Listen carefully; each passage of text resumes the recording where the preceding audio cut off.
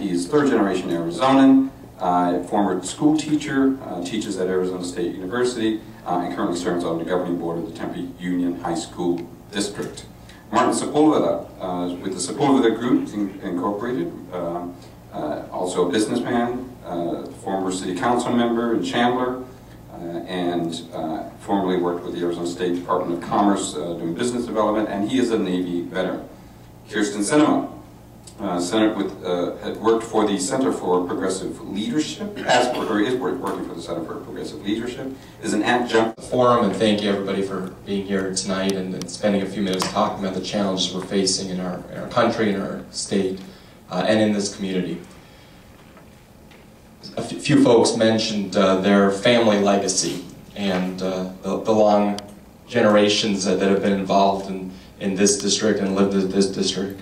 I'm proud that my children are fifth-generation Arizonans, but that's through my wife.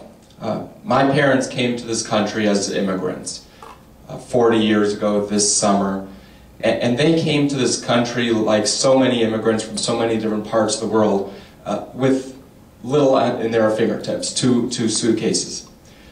But what I saw in my life is that two things have made America great. One is that we do have open arms to people from all over the world, and that we do welcome people from wherever they come from. But two, that we build a ladder of opportunity for people. And that's disappearing before our very eyes. I've seen in my own life that I was able to go because of public schools and public libraries and Pell Grants, of being from a kid whose parents didn't speak much English, to working in the White House with President Clinton and serving as an Assistant Attorney General here in Arizona, getting to serve my country in uniform like so many others on this stage today.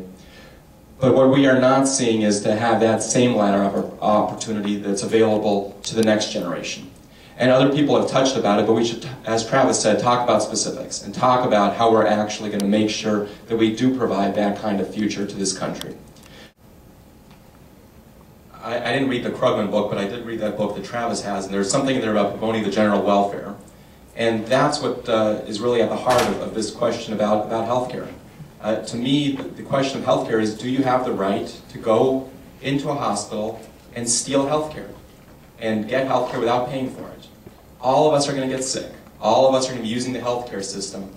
And it's not right that certain people have to pay for it and that other people don't pay for it, and the rest of us are on the hook for that.